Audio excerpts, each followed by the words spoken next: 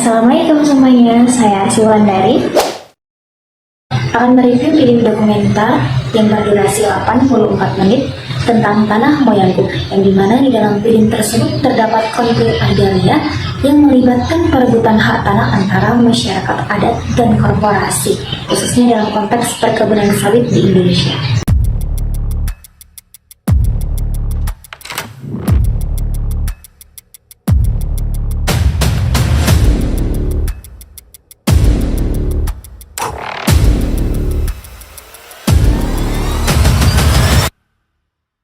Dalam teori agenda setting, terlihat jelas bahwa media berfungsi untuk menyoroti isu-isu penting seperti hak atas tanah dan ketidakadilan yang dialami masyarakat.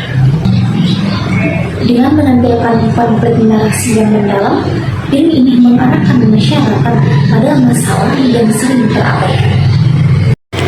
Film ini menggambarkan bagaimana ketidakadilan dan kebijakan pemerintah yang berpihak pada perusahaan telah mengakibatkan kriminalisasi terhadap masyarakat yang memperjuangkan hak atas tanah mereka. Kali melakukan tindak represif, kawan-kawan.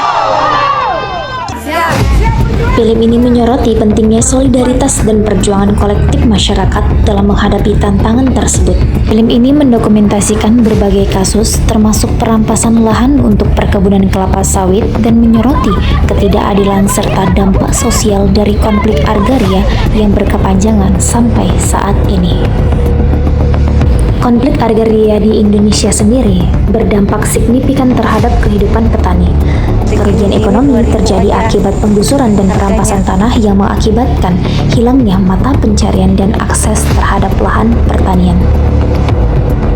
Memicu krisis pangan karena terhambatnya produksi pertanian dan akses pasar yang terputus.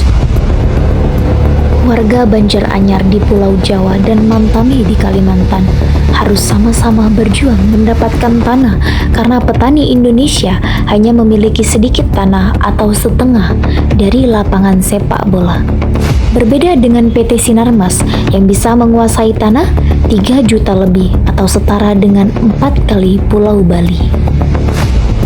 Undang-Undang Pasal 51 1870 telah digantikan dengan Pasal 33 Ayat 3. Bumi, air, dan ruang angkasa termasuk kekayaan alam yang terkandung di dalamnya pada tingkatannya tertinggi dikuasai oleh negara.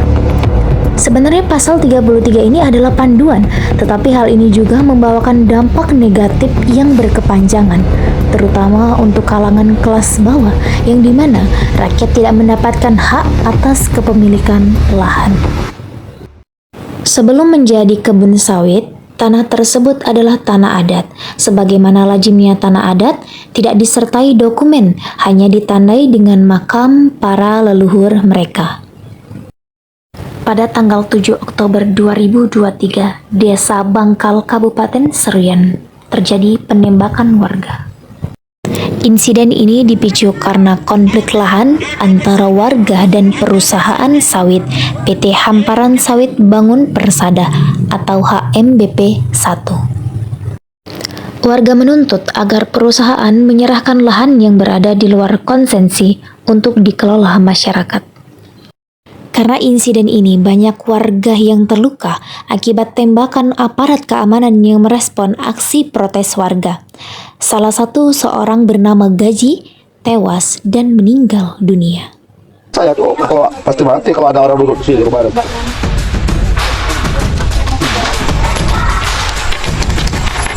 Bapak kumpulkan dari mana itu? Dari tanah tuh, dari ya. Bapak waktu itu ada waktu kejadian bapak ada di mana? Ada di sini.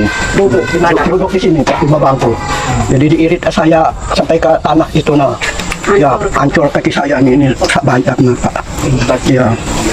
Bapak diseret? Diheret ke dalam, dia masuk ke dalam mobil saya Pak untuk tidak ada penyalahkannya. Penangkapan ini dipicu sengketa lahan antara warga Babual Boti dengan perusahaan sawit PT Usaha Agro Indonesia Grup Sempurna Agro.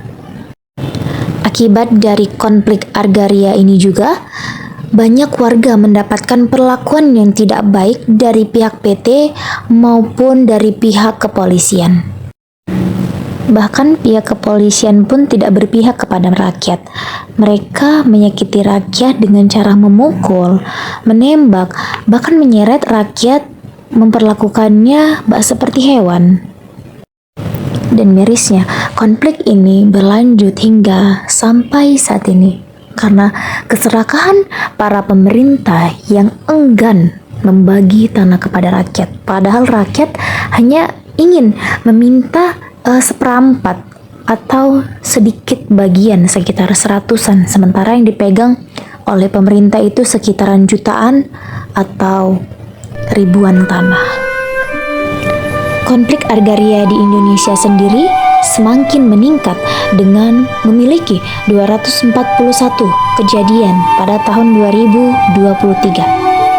Provinsi dengan konflik terbanyak adalah Sumatera Utara dengan 33 kasus, Kalimantan Timur dan Bengkulu masing-masing 12 kasus. Film Tanah Moyangku saya rekomendasikan kepada para audiens untuk menontonnya karena di dalamnya mengangkat isu penting mengenai konflik agraria di Indonesia yang telah berlangsung sejak era kolonial hingga saat ini. Filmnya menyajikan kisah nyata dari para korban konflik, memberikan perspektif yang mendalam melalui wawancara dengan ahli dan aktivitas.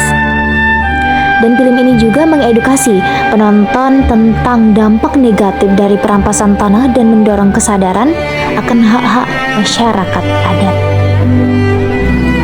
Film ini juga menyajikan realitas yang kompleks dari berbagai kasus penyelamatan lahan di Indonesia, terutama antara masyarakat adat dan korporasi.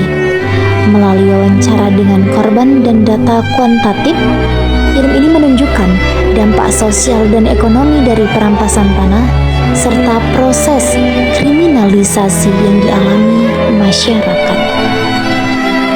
Menampilkan bahwa masalah ini bukan sekedar isu lokal, melainkan masalah struktural yang mendalam.